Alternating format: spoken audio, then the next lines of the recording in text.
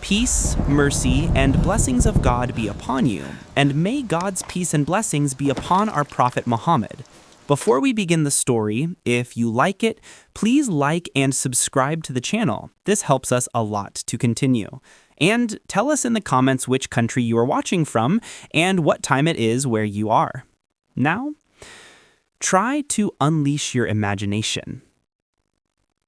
The rain was not just falling. It was attacking the car. The windshield wipers swept back and forth at their highest speed, but they could not clear the water fast enough. It was past midnight, and I had been driving for 8 hours, moving to a new city for a job I was not sure I even wanted. The highway had become a dark river, and my headlights barely cut through the wall of water. I was tired, my eyes burned, and my knuckles were white from gripping the steering wheel. I had passed the last major town hours ago. Now, there was nothing but dark woods on either side of the road. My car's engine suddenly sputtered. A feeling of cold dread washed over me, far colder than the rain. It sputtered again, coughed, and then went silent. The car glided to a stop on the shoulder of the empty highway. I tried the ignition. Nothing. I tried again. The engine just clicked. I was stranded. I sat there for a moment, the sound of the rain hammering on the roof filling the silence. I looked at my phone. No signal. Of course. I put my head on the steering wheel, feeling a wave of desperation. I could not stay in the car all night. Then, through the deluge, I saw a weak, flickering light high up on a hill, just off the road.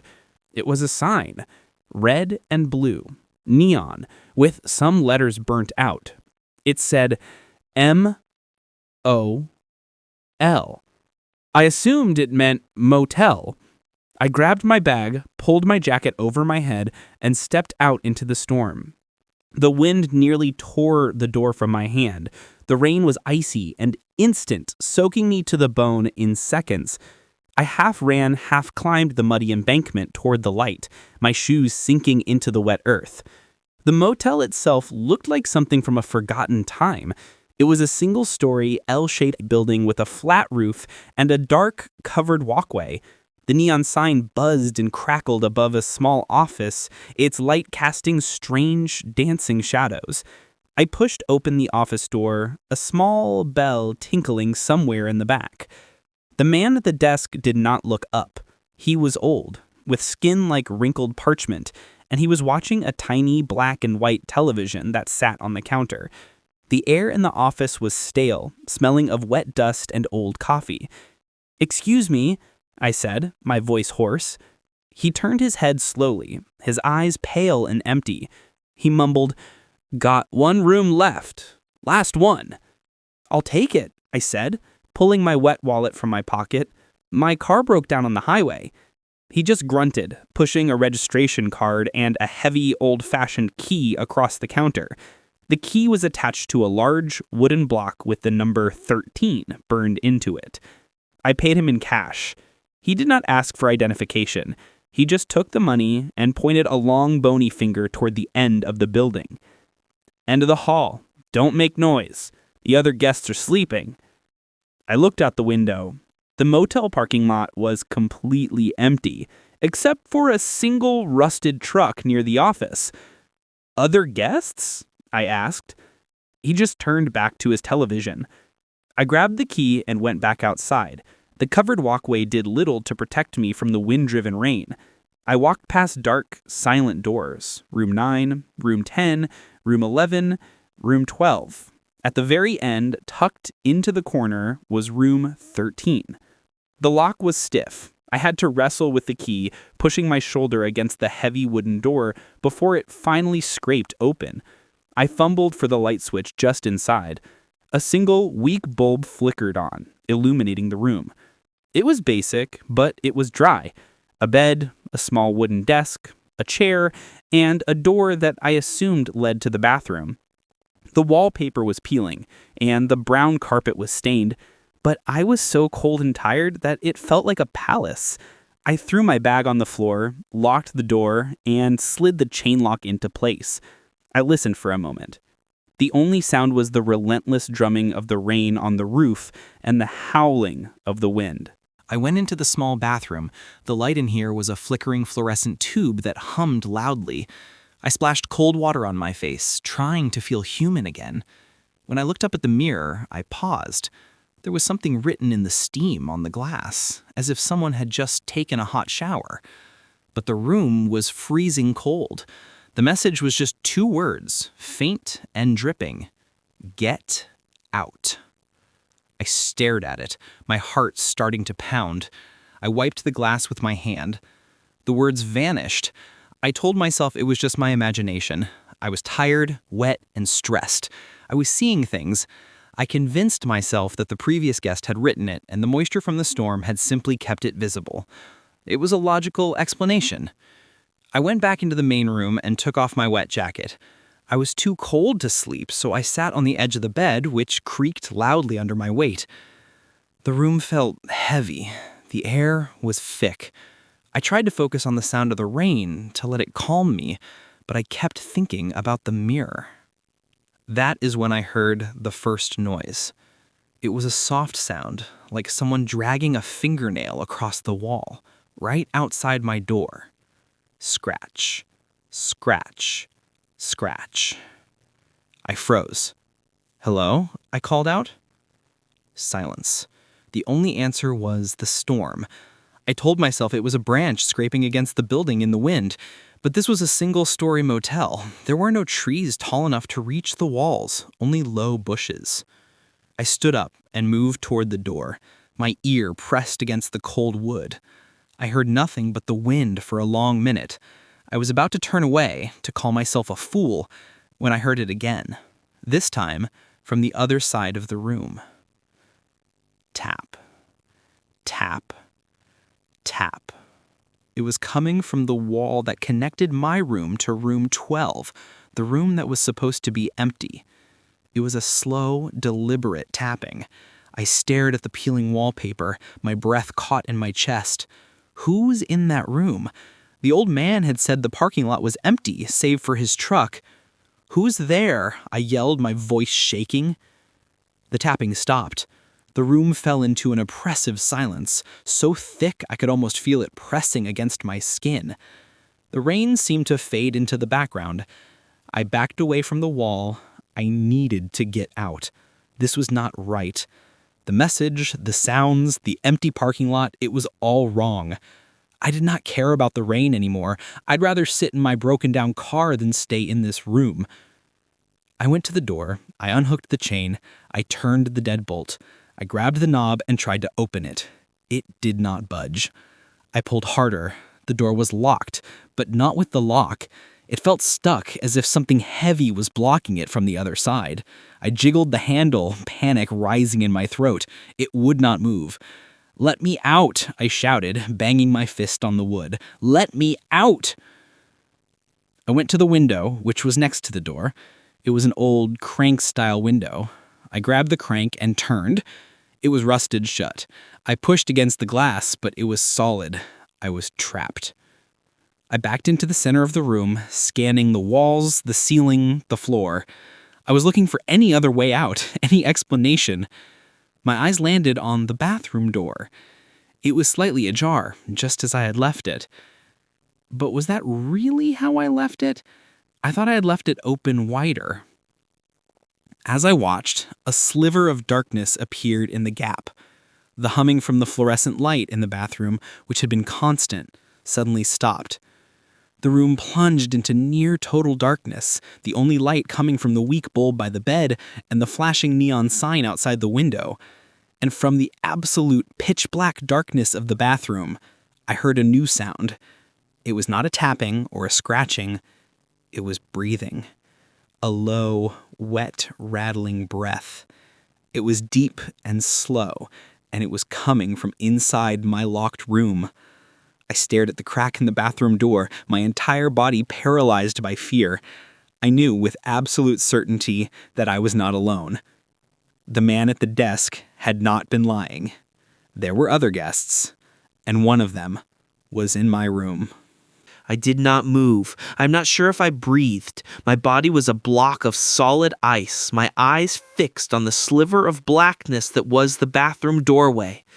The breathing sound continued, a horrible, wet rattle that seemed to fill my skull. Every horror story, every dark fear I had ever had came rushing to the surface. I was convinced that if I blinked, a figure would be standing over me. If I made a sound, it would pounce.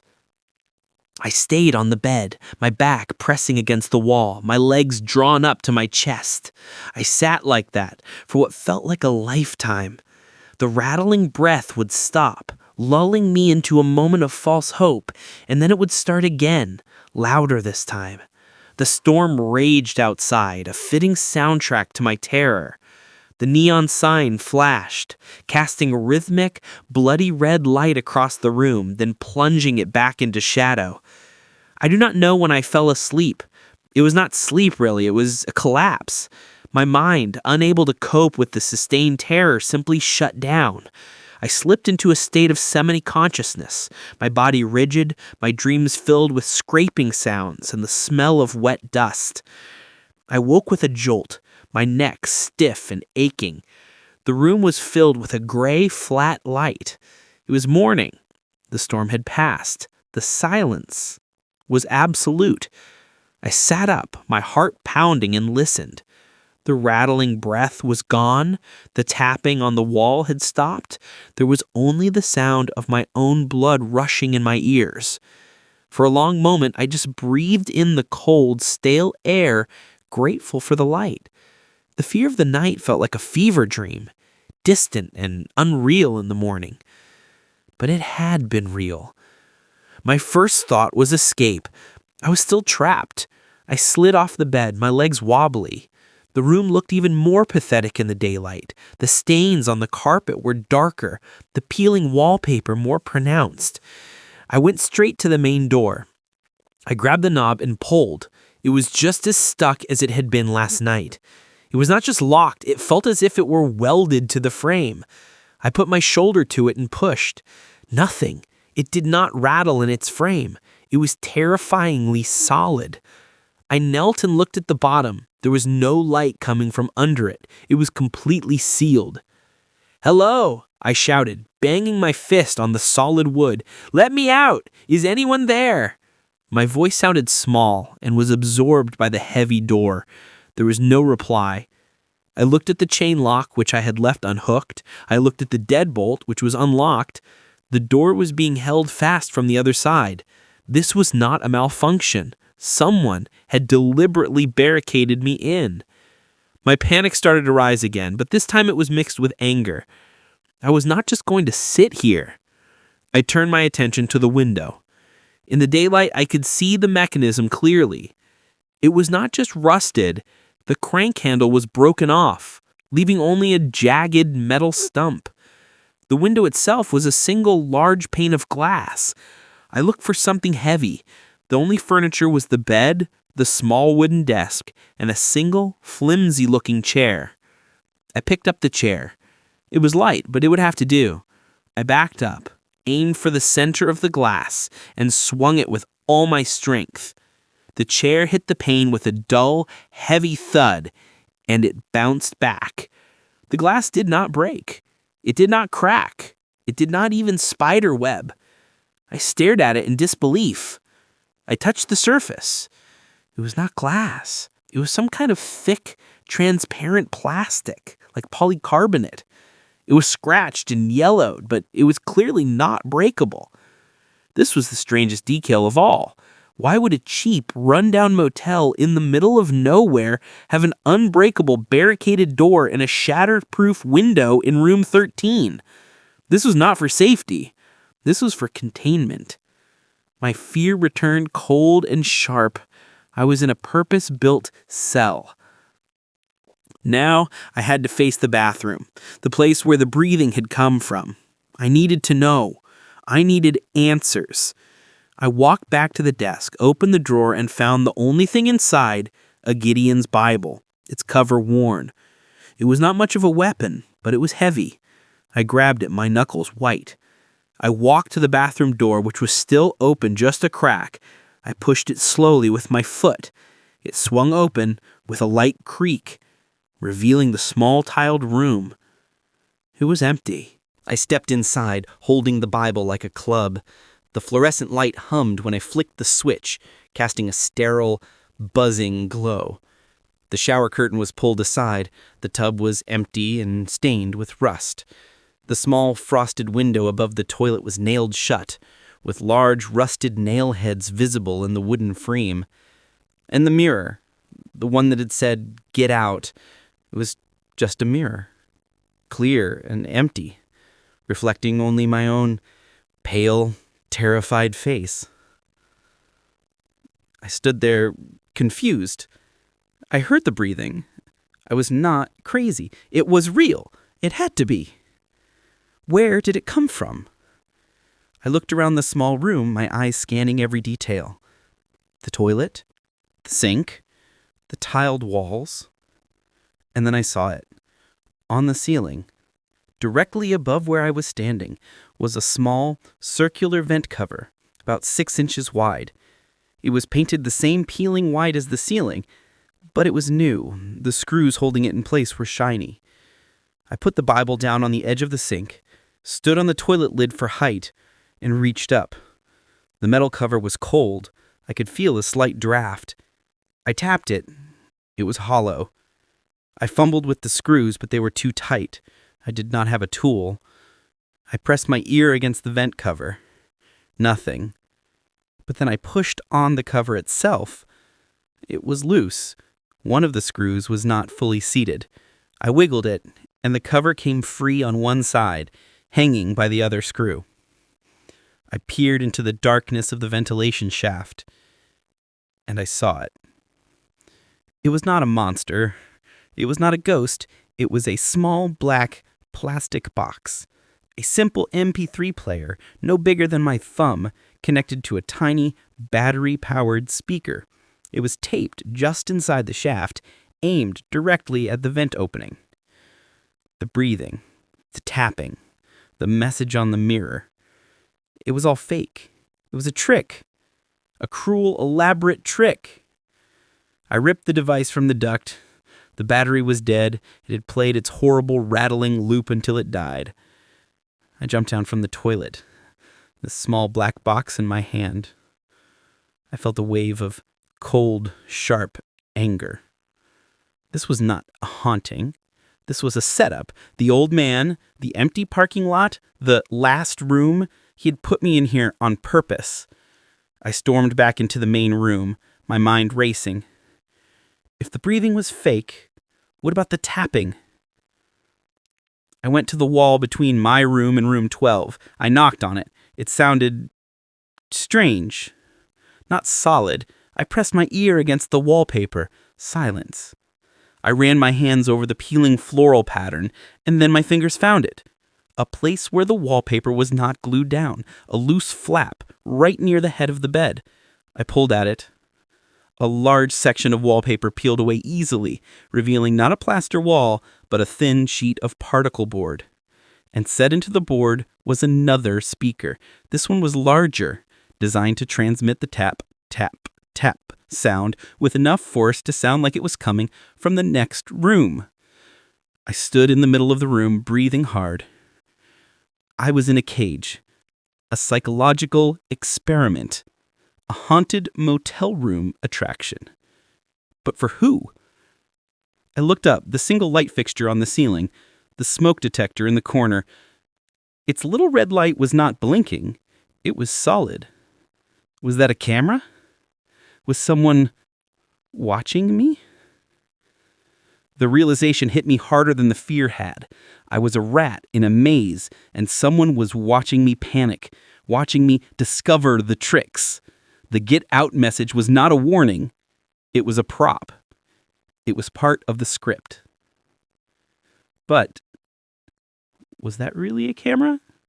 Or was my mind, now primed for conspiracy, just inventing new fears? I had to get out. I went back to the door. I examined the frame, the hinges, the lock, looking for any clue. I saw nothing. No wires, no new mechanisms, just a heavy, solid, barricaded door. I was trapped. I had exposed the tricks, but I was still locked in this horrible room.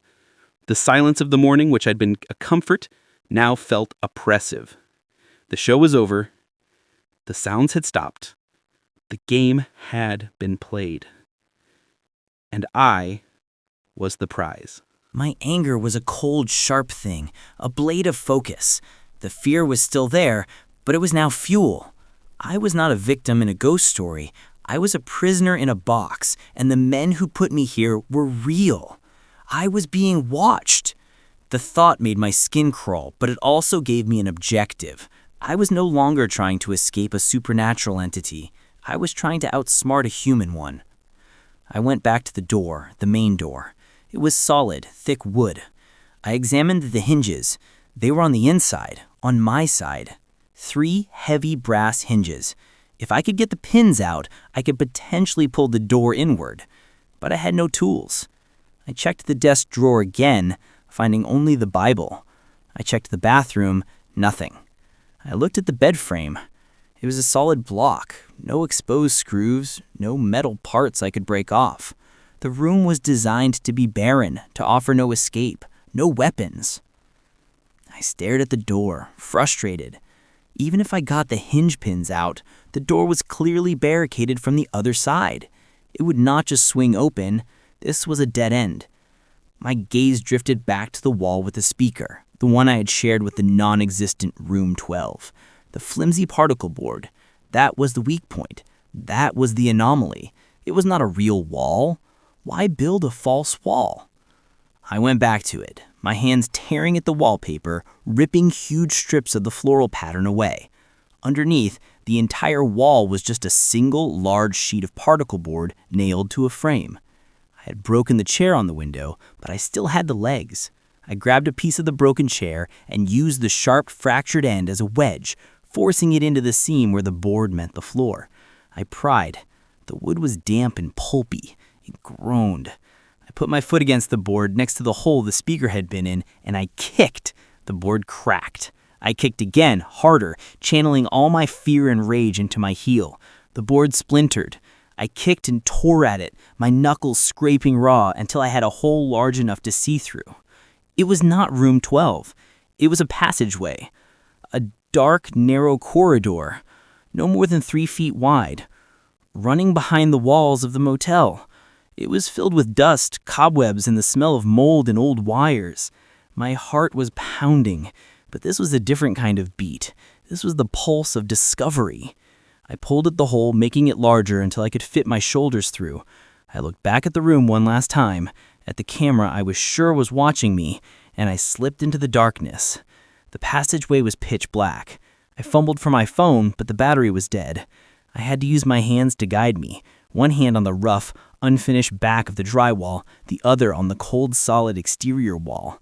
The floor was cluttered with junk, old pipes, coils of wire, and bundles of insulation. This was how they did it. This was how they ran the speakers, the vent, how they could lock the door from the outside. I moved slowly, trying to be silent.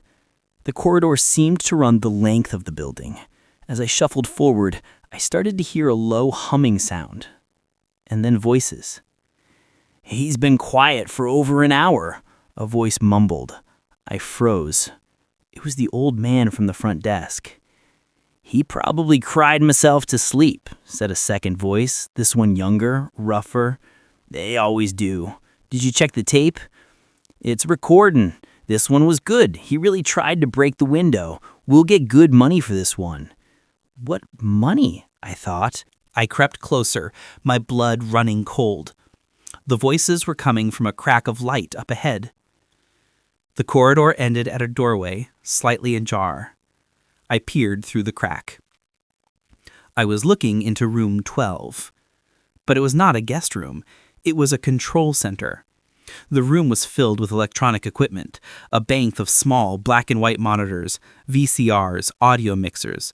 On one monitor I saw it, an empty gray image of room 13, my prison. The solid red light on the smoke detector was indeed a camera.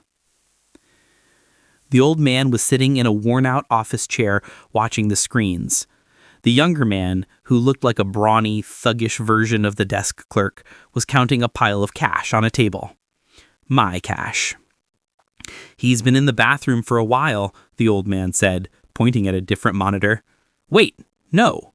The camera in the main room is still... He's not in the bathroom. Where is he?" The younger man stood up. "He's not in the bathroom? Is he hiding under the bed?" "The camera can't see the bed. Go check. Tap on the wall again. See if he reacts." They thought I was still in the room. They had no idea I was standing right behind them. This was not a haunting. It was not a psychological test. It was a simple, brutal robbery. They would trap a lone driver, film them for some sick unknown purpose, and then what? "He's not answering," the younger man said, rapping on the particle board from his side, the tap, tap, tap I had heard. He was doing it himself.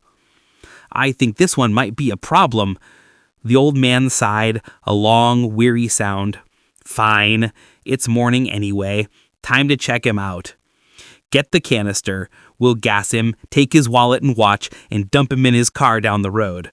By the time he wakes up, he'll think it was all a nightmare." I was not going to be a nightmare. I was going to be an escape. My mind raced. They were in room 12. The door to the outside was their only exit. I was in the passage behind them. I looked at the observation room again. The main door, the one that led to the covered walkway, was right there. They were both focused on the monitors and the false wall. This was my only chance. I did not go back the way I came. I pushed through the door at the end of the passage, bursting into the control room. The two men yelled in surprise. The old man fumbled for something on the desk. The younger one turned, his eyes wide with shock and rage. "He's in here!" I did not stop to fight. I was not a hero. I was a survivor.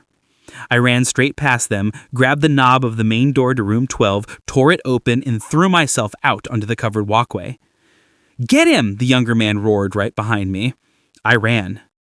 I sprinted down the walkway, past my own locked room 13, past the other dark, silent doors. I did not look back. I heard the door of the office slam open, heard the men shouting, but I did not look back. I vaulted over the railing and tumbled down the wet, muddy embankment, sliding the rest of the way on my back. I hit the shoulder of the highway, scrambled to my feet, and just ran. I ran down the center of the empty post-storm road, the sun just beginning to burn off the morning mist. I did not care about my car. I did not care about my bag. I just wanted to be away from that place. I must have run for a mile before I heard a new sound, the rumble of an engine. My stomach dropped. I thought it was them in their truck. I dove toward the ditch, but the vehicle slowed. It was a large 18-wheel transport truck. The driver, a large man with a kind face, rolled down his window. "You all right, son? You look like you seen a ghost." I caught my breath, my hands on my knees, mud caked on my clothes and face. "My car," I panted. "It broke down back there. I got lost in the woods." He nodded, his eyes looking past me at the motel sign, barely visible on the hill. He just grunted, "A lot of people get lost around here. Get in, I'll take you to the next town." I climbed in, and he did not ask any more questions. He just turned up the radio and drove. I never reported the motel. I didn't think the police would believe me. I just got to the new city, started my new job, and tried to forget. I was safe. I had my life. That was the happy ending I had earned. And so I moved on. I built a new life in a new city, and the memory of that night began to fade, like all nightmares do, in the safety of the morning. I often wonder what happened at that motel, if those men are still there, waiting for the next storm, the next stranded car, but I have never been tempted to find out. Life has a way of testing you, of pushing you into dark rooms and forcing you to find the door. That night, I learned that the most terrifying things in the world are not ghosts or spirits. They are the things people are capable of doing to each other in the dark. But I also learned that I am capable of kicking down a wall. I am capable of running toward the light. Sometimes, when I check into a hotel for work, I find myself tapping on the walls just to listen for the sound. I check the smoke detectors for that solid red light. I make sure the window can open. It's a ritual that gives me comfort. I am no longer a prisoner of that night. I am just a man who knows with absolute certainty that he can find his way out of the dark. The world is full of shadows, but as long as you keep moving, as long as you keep searching for the exit, you will always find the dawn. The end of the story. Sweet dreams.